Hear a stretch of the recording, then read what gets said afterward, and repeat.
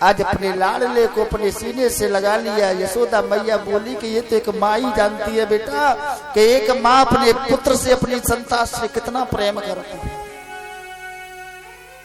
ये तो एक माँ को पूछना कि अपनी संतान से कितना प्रेम करती है। और जब तू पिता बन जाएगा ना तब तुझको पता चलेगा कि तू अपनी संतान से कितना प्रेम करेगा। तो मैया तू एक बात बता, तो कोई ऐसा लगा तो कि मैं तुझे छोड़ के चलो जाऊंगा। यशोदा मैया कहने लगी लाला लगत तो ना है, लेकिन जे आत्मा है ना, जे आत्माएं इनमें सबर नहीं हो रहा है। बार बार अंदर से ऐसी आवाज आ रही है कि सुबह मेरा कन्हैया मेरा लाला चला जाएगा मुझे छोड़ करके।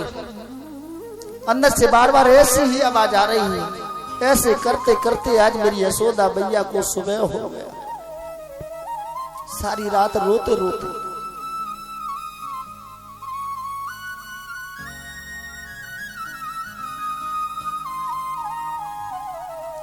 और ये सत्य बात है, हमारे चाहे एक पुत्र हो चाहे दो पुत्र हो और यहां से नौकरी करने के लिए जाए और हमें मालूम है कि महीना बाद 2 महीना बाद 6 महीना बाद लौट करके हमारे पास जरूर आएंगे, लेकिन फिर भी एक माँ को ऐसा लगता है कि आज उसका सब कुछ जा रहा है उससे दूर, सब कुछ दूर उससे हो रहा है। ऐसा लगता है कि उसके अंदर से शरीर से कोई यानी प्राणों को खींच रहा है। जब हमको पता है कि हमारा बेटा लौट करके 4 दिन में 8 दिन में महीना 6 महीने में आ जाएगा तब हमको इतना दुख होता है। लेकिन उस मैया को पूछो को जिसके बेटे को मारने के लिए कंस नई नई योजना बनाता है, अब वो मैया के दिल पे क्या बीत रही होगी। सुबह हुआ, सभी ब्रजवासी तैयार हो गए, सभी ब्रजवासी तैयार हो गए, नंद बाबा भी तैयार हो गए। यशोदा मैया ऐसे अपने कन्हैया को अपने सीने से लगाए बैठी है, बार बार यही कह रही है कि लाला अगर तू मुझे छोड़ करके चला गया और फिर लौट करके आएगा तो तेरी मैया तुझे नहीं मिलेगी देखने के लिए, इसलिए तुझे मेरी सौगंध है कि मुझे छोड़ करके मत ला।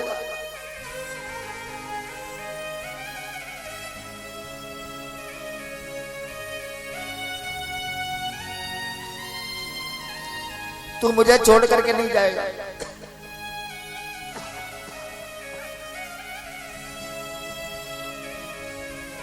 आज यशोदा मैया की हालत देख करके जितने भी नगर के ब्रजवासी हैं सभी खड़े खड़े रो रहे हैं कि प्रेम तो पुत्र का और माँ का, केवल यशोदा मैया के को देखो।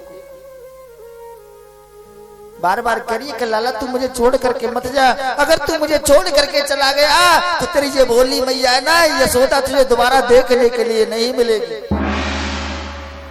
आज मेरे कन्हैया ने भी अपनी मैया की ऐसे करके जेठ बन ली, कहा कि मैया मैं तुझसे वादा करता हूं, मैं तुझसे वादा करता हूं आज जा रहा हूं, कल रहूंगा परसों लौट करके आ जाऊंगा। यशोदा मैया कहने इसी बात का तो मुझे डर था लाला, मुझे पता था कि सुबह यही बात आएगी। अब तू पहले जैसा नहीं रहा, अब तू पहले जैसा नहीं रहा है कि जो अपनी मैया से इतना प्रेम करता था अब तू मुझसे प्रेम नहीं करता है। और जैसे यशोदा मैया ने कहा कि तू मुझसे प्रेम नहीं करता है तो भगवान कन्हैया फूट फूट के रोने लगे कि मैया ये किसने कह दिया तुझसे कि मैं तुझसे प्रेम नहीं करता, मैं तो तुझसे इतना प्रेम करता हूँ, इतना प्रेम करता हूँ कि संसार में कोई पुत्र अपनी माँ से नहीं करेगा, इतना प्रेम मैं तुझसे करता हूँ। जीवन में सब बात कहना भैया, पर इस बात को मत कहना कि मैं कन्हैया तुझसे प्रेम नहीं करता।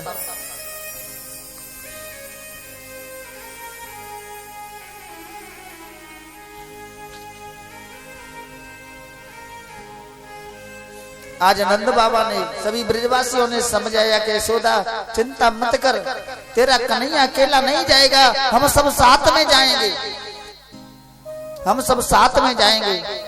और तेरे लाला की तरफ कोई उंगली भी उठाएगा या तेरे लाला को खरोच भी आएगी तो सबसे पहले हमारे प्राणों को त्याग, हम प्राणों को त्याग देंगे, लेकिन तेरे लाला पे हम खरोच नहीं आने देंगे। लेकिन उस माँ के हृदय पे क्या बीत रही है वो तो एक माँ ही जाने। आज तैयार रथ को तैयार किया, भगवान कन्हैया तैयार हुए, लेकिन मैया तो ऐसी बैठी हुई है कि इसका आज सब कुछ लुट गया हो, इसके पास आज रहा ही नहीं हो कुछ, ऐसी देख रही है पागल की तरह से। और जैसे ही कन्हैया चलने के लिए तैयार हुए, मैया को प्रणाम किया कि मैया तू चिंता मत करना, मैं जरूर लौट करके आऊंगा। और जैसे इन्हें आगे बढ़े, यशोदा मैया मेरी खड़ी हुई और खड़े होने के बाद हाथ उठाया और कहा कि लाला मैं तुझसे कह रही हूँ कि तेरी मैया नहीं मिलेगी, मुझे छोड़ करके मत जा। और नेक आगे बढ़ी, वही धड़ाम सीना गिर जाती है।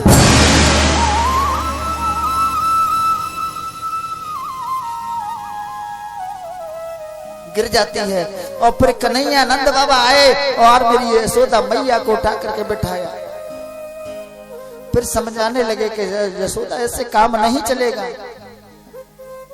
तुझे इतना कमजोर नहीं होना चाहिए। यशोदा मैया कहने इस बात को तुम कह रहे हो ना, काश तुम एक माँ होते तब मेरी पीड़ा को समझते, तुम एक माँ नहीं हो इसलिए मेरी पीड़ा को नहीं समझ रहे हो। क्योंकि मेरे हृदय पे आज क्या बीत रही है, मुझे ऐसा लग रहा है कि आज मेरा सब कुछ खत्म हो रहा है।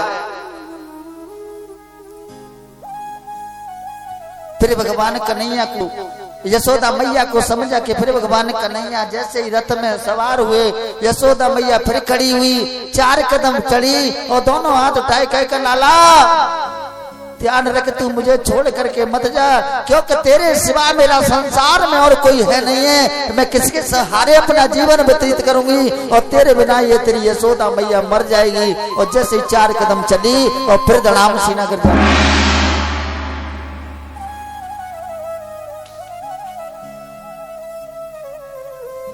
और आज तो मेरा कन्हैया रथ में से कूद गया, अपनी मैया की आंखें ऐसे करके जेठ भर ली, खुद रोने लगा, खुद रोने लगा।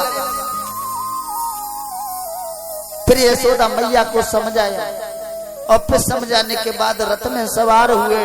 तो जैसे ही रथ को आगे बढ़ाना चाहा तो लाखों गोपियां लाइन लगा करके रथ के अंदर लेट गई।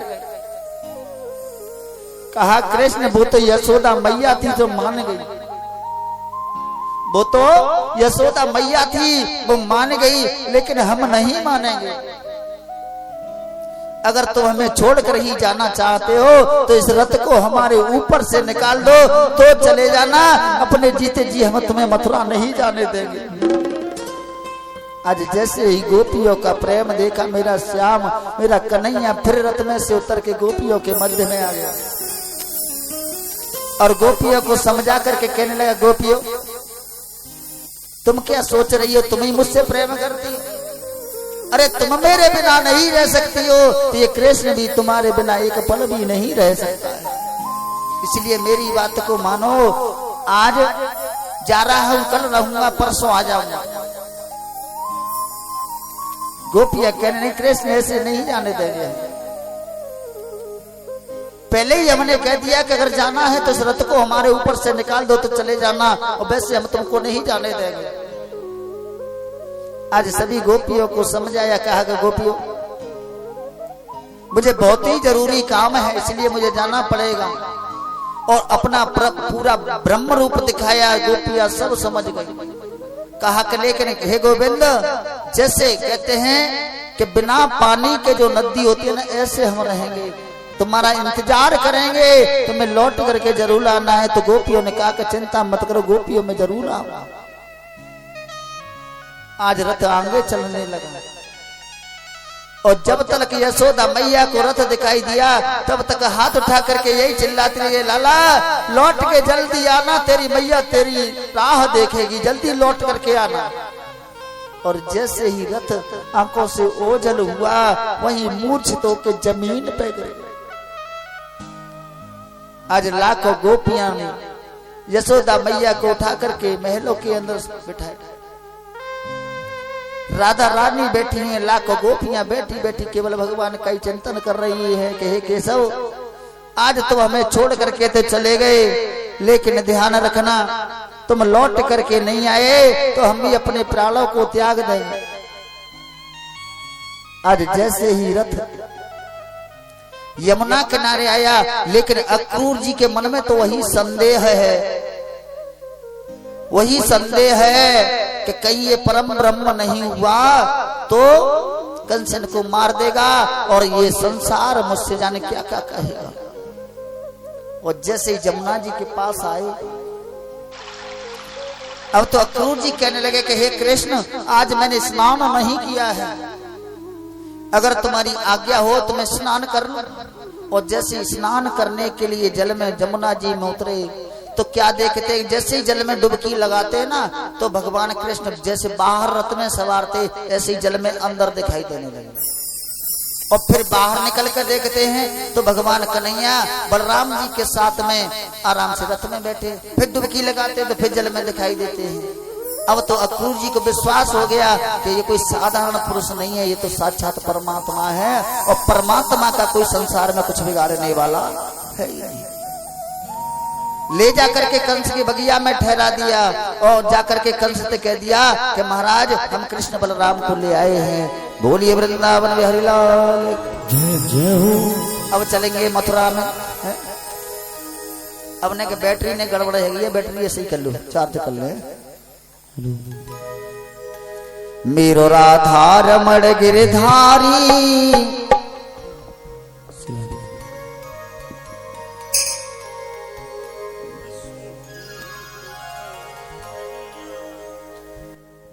बोल बाके बिहारी लाल की जय। अरे सुनी है गोकुल नगरिया, आजा आजा सवरिया, सुनी है गोकुल नगरिया, आजा आजा सवरिया, सुनी है गोकुल नगरिया, आजा आजा सवरिया, सुनी है गोकुल नगरिया, आजा आजा सवरिया, आजा सवरिया, आजा आजा सवरिया, आजा आजा सवरिया, आजा सवरिया, सुनी है गोकुल नगरिया, आजा आजा सवरिया, गोकुल नगरिया, आजा आजा सवरिया।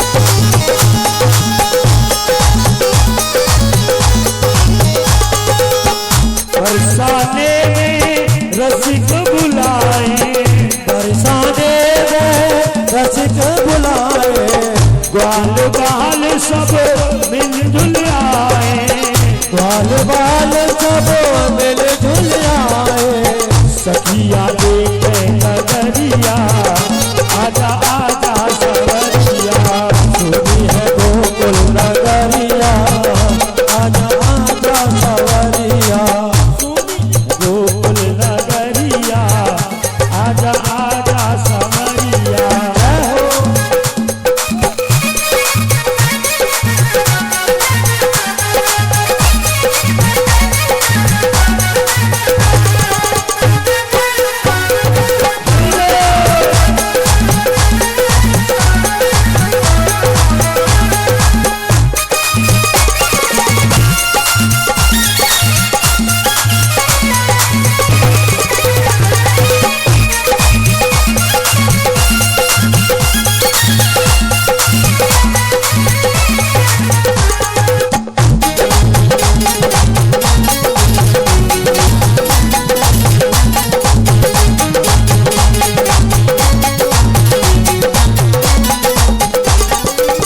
ऐसी प्रीत लगी मनमोहन, ऐसी प्रीत लगी मनमोहन, तेरे बिन सखी हो गई मोहन, तेरे बिन सखी हो गई मोहन, ऐसी प्रीत लगी मनमोहन, ऐसी प्रीत लगी मनमोहन,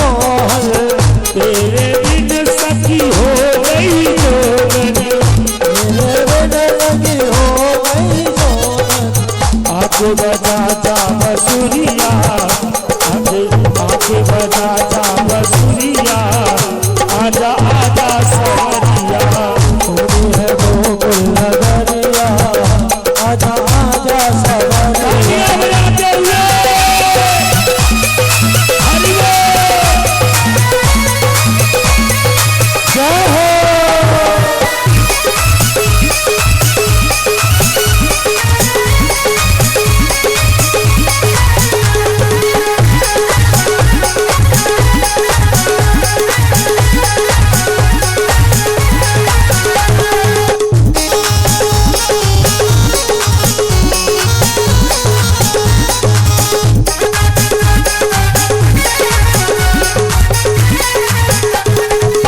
वृंदावन के तुम हो राजा वृंदावन के तुम हो राजा भक्तों को अब दर्श करा जा भक्तों को अब दर्श करा जा वृंदावन के तुम हो राजा वृंदावन के तुम हो राजा भक्तों को अब दर्श करा जा भक्तों को दर्श कराजा आगे बजा जा मुरलिया आगे बजा जा मुरलिया आजा आजा सवरिया तू है गोकुल नगरिया आजा आजा सवरिया सखिया देखे नगरिया आजा आजा सवरिया तू है गोकुल नगरिया आजा आजा सवरिया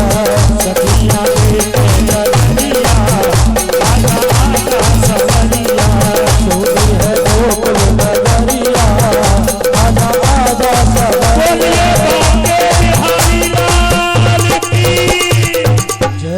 बोलिए गोविंद भगवान की जय हो। आदरणीय सुखदेव जी कहते हैं कि हे महाराज परीक्षित, और जैसे ही कंस से जाकर के कहा कि मैं कृष्ण बलराम को ले आया हूं, अब तो बड़ा खुश होने लगा, बड़ा खुश होने लगा। और मैंने ये तो पहले ही बताया था कि कथा में कि वो उसने पूरे नगर यानी मथुरा नगरी में सबसे कह दिया था कोई भी कृष्ण बलराम का स्वागत नहीं करेगा। और आज मथुरा नगरी को भी एक दुल्हन की तरह से सजाया गया। अब तो भगवान कन्हैया नंद बाबा से बोले कि बाबा अगर तुम्हारी अनुमति होए ना, अनुमति होए तो हमने कहा मथुरा में घूमे आमे, अगर तुम्हारी अनुमति हो तो मथुरा में घूमे आमे। नंद बाबा बोले कि चुप बैठे हो ना बैठे हो, यहाँ चुप बैठे हो ना बैठे हो, आए की देर ना भी तो मथुरा में घूमे आमे, तू नहीं जावे वो कहूँ क्यों नहीं जाएंगे बाबा कि तू जासु नहीं जाबे को कि जहां झगड़ो नहीं होवे तो तू जरूर झगड़ो कर भावे, तू लड़ाई की जर है बाबा। हम काउते नहीं लड़ेंगे कि ऐसा तो है ही ना सकत को तू नहीं लड़े, तासु तू क्यों नहीं जावे को, नहीं बैठ। आज बलराम जी कहने लगे कि बाबा जाए भेज दो, मैं जाके संग जाऊंगा, लड़ने नहीं दूंगा, चिंता मत करो। कि देख बलराम तेरे ऊपर विश्वास है लेकिन जाकेदारी के ऊपर तो बिल्कुल विश्वास नहीं। आज छोटे छोटे सकने लेके और दाऊ जी के संग, वो दाऊ जी के संग आज मथुरा नगरी में घूमने लगे। अब तो जैसे ही मथुरा नगरी को एक दुल्हन की तरह से सजो भयो देखो, अब तो छोटे मोटे ग्वाल वाले वो बोले कि लाला देख हमारा सम्मान करवे के लिए, हमारे स्वागत करवे के लिए तेरे मामा ने देख मथुरा को कितना सुंदर सजवाया हुआ है। भगवान कन्हैया कह रहे हाँ सही कह रहे हो, लेकिन मन ही मन में कह रहे हैं कि हमें हमारा स्वागत सम्मान करवे के लिए ना सजवाए हो, हमें जो मारवे को जालो बच बिछाए हो। लेकिन उनके सामने नहीं कहते, चौ सवरे बोले वाले थे। एक बोलो लाला देख यहाँ के जो राजा है ना वो तेरे मामा है, हाँ, और वो एक राजा है कहाँ, और देख हम कैसे फटे आ रहे हैं, देख हमारे तो कपड़ा लत्ता बढ़िया ना है, हमारे तो कपड़ा लत्ता बढ़िया ना है, अगर कपड़ने की जुगाड़ है जाए तो मुँह देख ऐसे कपड़न में तेरे मामा के पास जाएंगे ना तो का कहेंगे, अरे ये कांते आ गए। कन्हैया जी बोले तो का करना है कि कपड़न की जुगाड़ बनवा। तो आज जो कंस को धोबी हो ना, ए बच्ची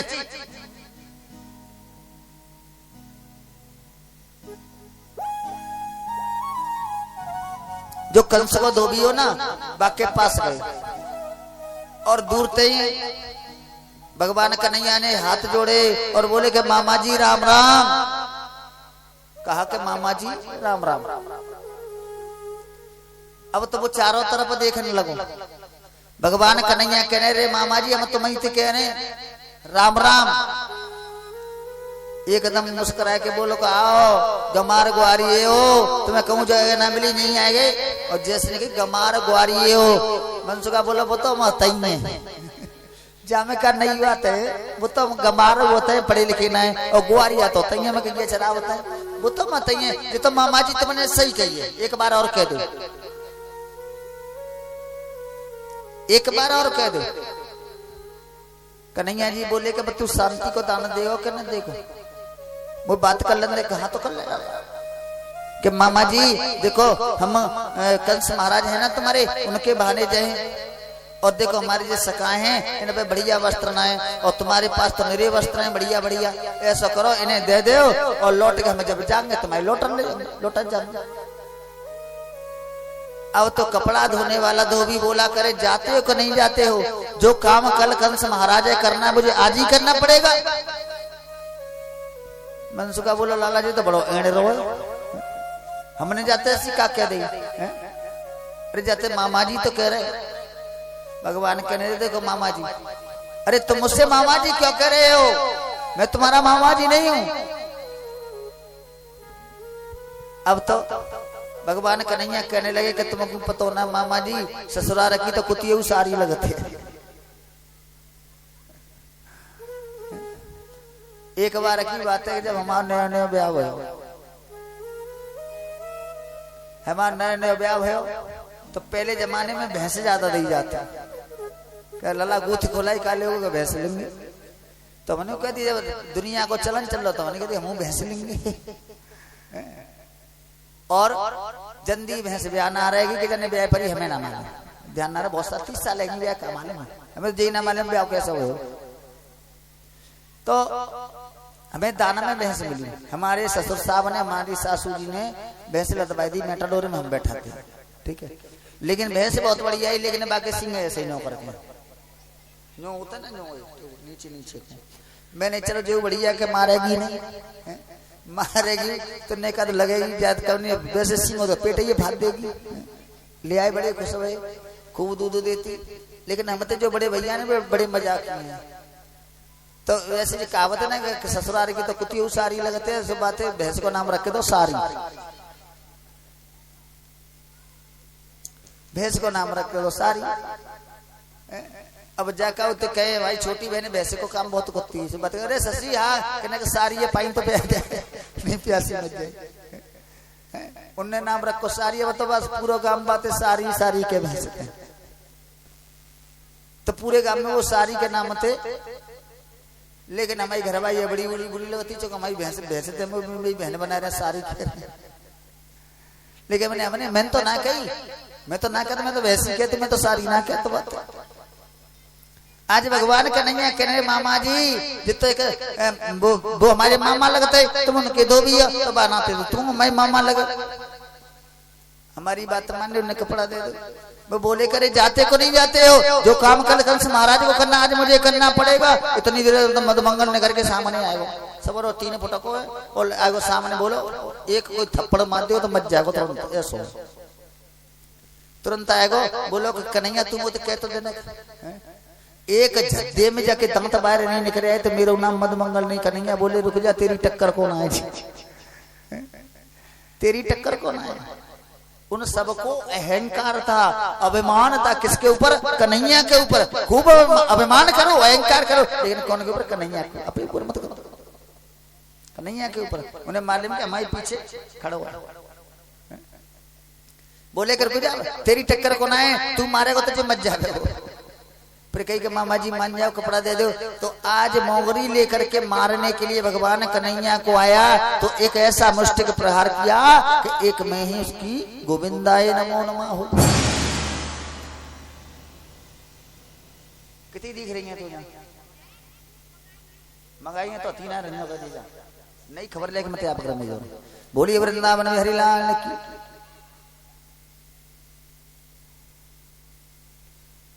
तो आज क्या कर भैया अपनी अपनी पसंद की पहन ले। तो वो तो कहाँ बेचारे छोटे छोटे ग्वाल वाले वो कोई जानता है वो तो चमकन हो देखता ये पहन ले। अब जो होता कंस महाराज को कुर्ता है वो 7 फुट लंबे और कोई 3 फुट को कोई 3.5 फुट को कोई 4 फुट को। अब 8-7 फुट के आदमी को 4 फुट को आदमी कुर्ता पहन लेगा तो कितना बड़ा लगेगा। हाँ तो नीचे तक लटक रही है और पाए जैसे एक झंगोला ना पहन लेती है। मैं माता बहने घर में काम कर टाइम पे कौन सा बोलता है क्या बोलता है नेक्सी बोलते हैं बड़ी बोलता है ऐसे ही पैर के बोले और चमकने बटन लग रहे और आप से कहने लाला तू बता मैं कैसा लग रहा हूँ। बोला तू बड़ा स्मार्ट लग रहा है ऐसा लग रहा है ब्यूटी पार्लर से आओ तू कैसे लग रहा है कि मैं अच्छा लग रहा हूँ। अब तो चले यार सड़क पर कृष्ण बलराम और जालंग पूरी सड़क घेर के चलने के लेके बाप ने ये सड़क बनवाई है। हाथा हलाला के जने कितने काम के नवाब आए रहे चल रहे और थोड़ी दूर चले तो सड़क पे सामान्य तो नरो कूड़ो पड़ो है और जैसे पीछे मुड़ के देखो तो एकदम सड़क साफ होती चली आ रही है। चूंकि हाथन की वो ना इतनी लंबी सड़क पे चलेंगे झाड़ू सी लगा करके मनसु का बोला लाला रे रुको तो सही कि पीछे मुड़ के देखे कि क्या है वो कि देखिए सड़क कितनी साफ है रही है और आगे कितना गंदो है। ऐसी लग रही है कि जब पूरी नगर पालिका को ठेका तेरे मामा ने हमको ही दे दो। हाँ तो क्या करना है खरीदने के सेट है जाती तो बढ़िया लेते। एक दर्जी के पास गए सबकी ड्रेस फिटिंग करवाई। अब बोले कब तो सही है अब कच्चू मोत मत कहियो। बोले लाला एक कमी रह गई कैसी कि देख ले कपड़ा बढ़िया है गे अब हम सुंदर लगे न करे लेकिन के माथे पे चंदन लग जाता तो और बढ़िया हाँ नहीं गले में एक माला और होती तो बहुत अच्छा लगता। तो एक सुदामा नाम को माली बा के पास गए माला पहन अब तो कोई कमी नहीं कहने के चंदन लगे जाता। भगवान ने बोले कि तनो है वो तो वो होगो चिंता मत करो। जैसे नहीं करो आगे बढ़े तो क्या देखते हैं कि एक 3 जगह से टेढ़ी मेढ़ी एक कुरूपा एक स्त्री चली आ रही है उसके हाथ में एक कटोरा लगा। भगवान कन्हैया बोले कि लाला है वो का और बाकू आवाज दे करे सुंदरी न्याओ अरे सुंदरी न्याओ इधर आओ। तो वो आज 3 जगह से टेढ़ी मेढ़ी कुबिजा देख रही है कि सुंदरी कौन थी कह रहे हैं। भगवान बोले कि तुम कह रहे पास में आई कि आप मुझसे सुंदरी कह रहे हो। अरे मैं तो 3 जगह से टेढ़ी मेढ़ी कुरूपा हूँ मैं सुंदरी कहाँ हूँ। भगवान बोले कि तुम्हारे हाथ में क्या है कि ये कटोरा है किसमें क्या है कि चंदन है। इसे कहाँ ले जा रही हो कि मैं रोज कंस महाराज को चंदन लगाने के लिए जाती हूँ उन्हें मेरे हाथ का घिसा हुआ चंदन बहुत पसंद आता है। तो भगवान कहने लगे कि मैंने तुम्हारे शरीर को देख करके सुंदरी नहीं कहा तुम्हारे कार्य को देख करके सुंदरी कहा कि क्योंकि तुम सबके मस्तक में चंदन लगाती हो और चंदन लगाने से मस्तक हमेशा ठंडा रहता है सबको शीतलता पहुंचाती हो सबका ख्याल रखती हो इसलिए मैंने तुम्हें सुंदरी कहा। तुम्हारे कार्यों के द्वारा सुंदरी किया है कहा है। यानी आदमी शरीर से सुंदर नहीं होता है कर्मों उसके सुंदर होने चाहिए कर्म सुंदर होने चाहिए। घर में बहू ले आओ पूरे मोहल्ला में काऊ के बराबर सबसे ज्यादा गोरी चिट्टा हो गोरी चिट्टा हो खूब बड़ी सुंदर हो पूरे मोहल्ला में काऊ की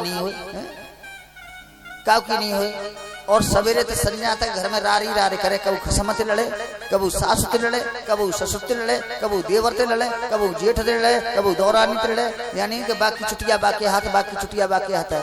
और कोई आ जाए मोहल्ला परोस की और कह दे कि बेगू ने चाय बना दिए देखिए तुम्हें रिश्ता में सास लड़की ने चाय बना वो बना बनी तुम पे कहते हाथ में टूट गए बना लो।